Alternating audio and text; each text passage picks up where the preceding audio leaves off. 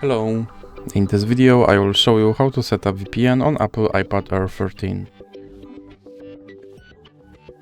So you have to start by opening your App Store. Now click on search bar and type in Turbo VPN and click search.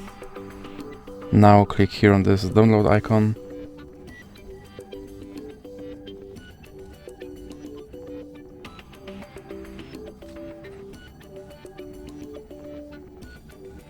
And now you can click open. Now click agree. And you can close this ad.